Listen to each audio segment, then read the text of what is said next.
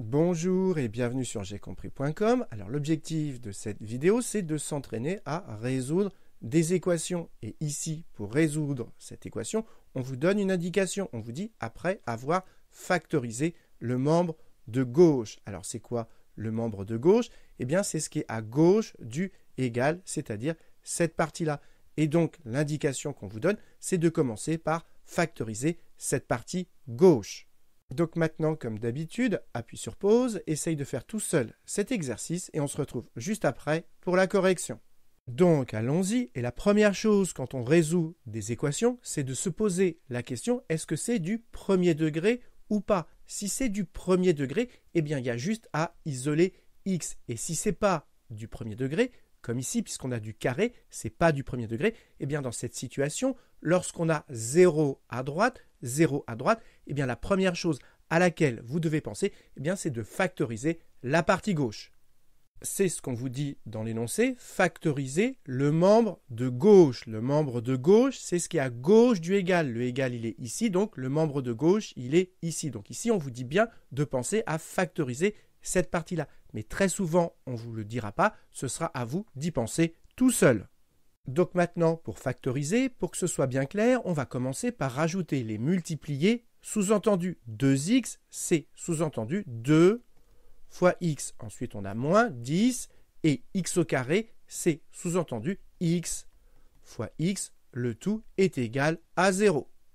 Et donc, on voit qu'on a deux blocs séparés par une soustraction. Et dans chacun de ces deux blocs, à chaque fois, ce sont des multiplications avec x à chaque fois. Donc, on a x en commun avec une multiplication à chaque fois.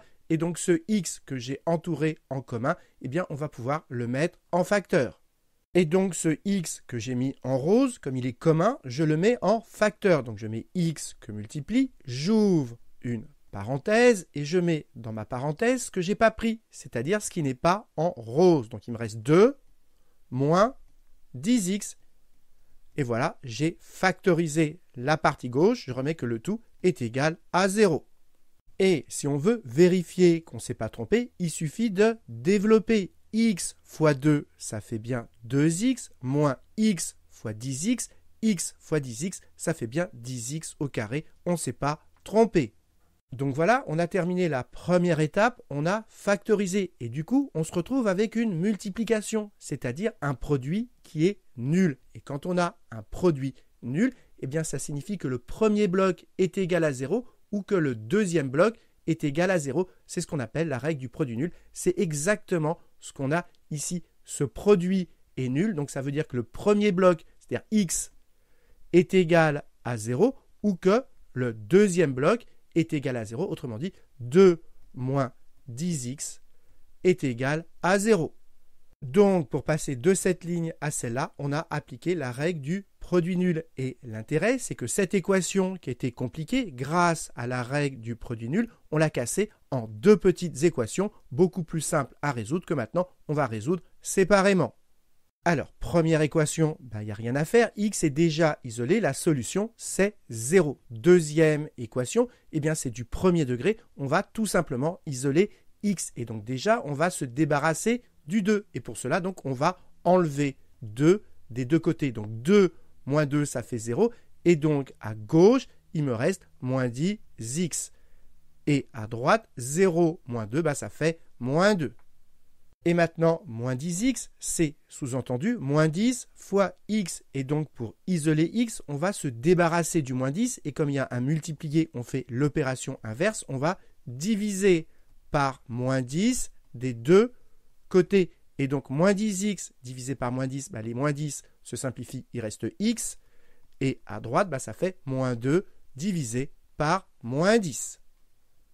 Et maintenant, il n'y a plus qu'à arranger. Moins sur moins, ça fait plus, donc ça fait 2 dixièmes. Et 2 dixièmes, on peut simplifier, on peut diviser en haut et en bas par 2. 2 divisé par 2, ça fait 1. Et 10 divisé par 2, ça fait 5. Et donc au final, ça fait 1 cinquième. Et ça, on peut l'écrire encore, si on a envie, sous forme décimale.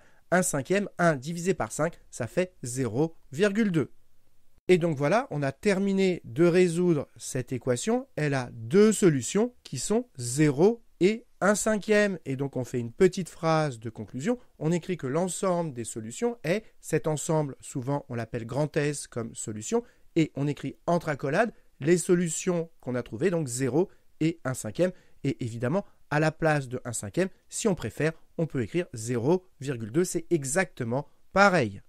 Donc voilà, cette vidéo est terminée. Alors surtout, retenez que quand vous avez une équation qui n'est pas du premier degré comme ici, puisqu'on a un carré, eh bien quand on a 0 à droite comme ici, eh bien vous devez penser à factoriser la partie gauche, comme on l'a fait ici, et ensuite il n'y a plus qu'à appliquer la règle du produit nul pour trouver les solutions. Donc voilà, j'espère que vous avez bien compris, et pour continuer à vous entraîner, je vous propose cet exercice du même style, mais un petit peu plus difficile, donc cherchez-le bien, et vous aurez la solution dans la prochaine vidéo. Et en attendant, comme d'habitude, si vous avez apprécié cette vidéo, n'hésitez pas à la liker et à vous abonner à la chaîne pour ne pas rater les nouvelles vidéos.